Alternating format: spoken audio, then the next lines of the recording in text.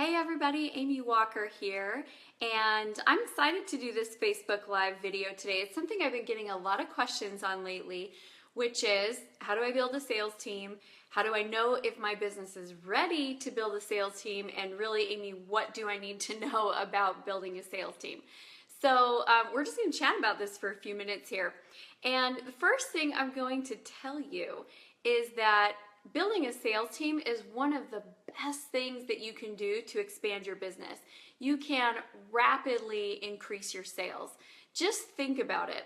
Think about you as the solopreneur or you as the business owner who doesn't really have someone specifically over sales. Maybe you've got other virtual assistants or other people that are working in your office helping to build your business, but you don't have anyone specifically over sales.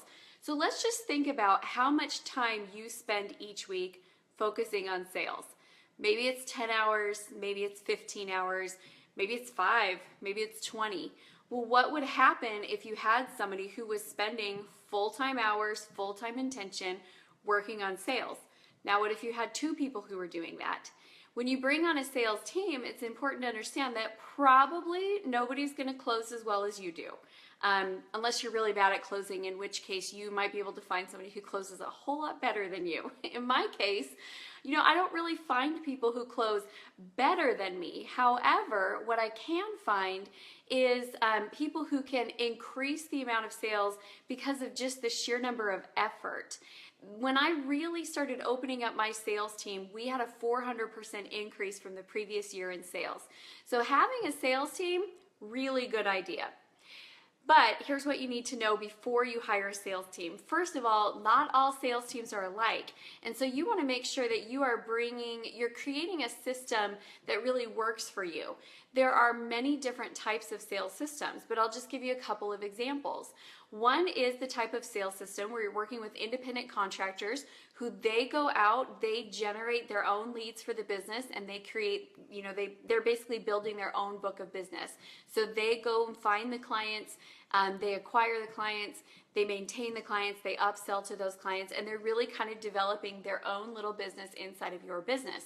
That's great because you don't have to provide the leads for all of them, but you also need to understand that if that person goes, there's a high likelihood that they're going to take their clients with them. So you just have to make sure that you're building in place pieces that will help you be able to really create connection with them. So they feel like they're connected to the business, not just connected to you or to that person, but they have that sense of community in the business. The next type of sales system is one where the business owner is doing all of the lead generation. So they are marketing, they're bringing in the leads, and then they assign them out to their team, and their team then closes the sale. That type of lead is, that in that type of a structure, you're probably going to be paying lower commissions to those people because in the first structure that I talked about, they're really providing your marketing and your sales. So you're paying them a commission that's based on acquiring the lead and a sales commission that's based on converting the lead. In the second system, you're going to be paying out a commission that is just covering the cost of the sale, and that's it. Now within that system as well, there's a lot of different ways that you can set that up. You can have a 2-part close where you have setters and you have closers. You can have one part where one person just takes the lead and nurtures them from start to finish. So there's a lot of different ways that you can run sales systems. You can create a team of speakers and trainers who are out selling to the general population. It's really up to you how you want to do it. But you have to understand that there are unique benefits and unique challenges. So just saying, I'm going to start a sales team, not really enough information to build something that works. You got to think it through. What do I want this to look like? What do I want the experience to be like? The management involved is quite different. The resources that you need to provide to your sales team are quite different.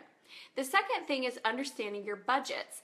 Most companies, and I'm not going to say all because it's so vastly different, but I would say the majority of small business owners should be budgeting about 25% of their total revenue should go back out into sales. Now, some of you might realize in getting ready to hire a sales team that you're actually not priced well. You're undercharging, and as a result of undercharging, you can't afford to pay a salesperson because you've basically been considering yourself as free labor when it comes to sales. So you may need to look at that. But understanding the budgets and how much you can pay is really important. And then the distribution of it matters. Are you going to pay at the point of lead acquisition and then at the point of conversion? Are you going to pay part to a setter and part to a closer? Are they going to get paid out in monthly incremental distributions as payments come in if they're on a payment plan? There's a lot to think through in terms of budgets. The third thing is your system. Let's be clear, great salespeople love to convert. They want to get out there, they want to talk to people, they want to sell. What they don't want to do is have this really slow, cumbersome process or build your process for you. A great salesperson is going to look at your lack of sales system and they're going to go, no thanks. I'm going to go find somewhere where I can get started selling today.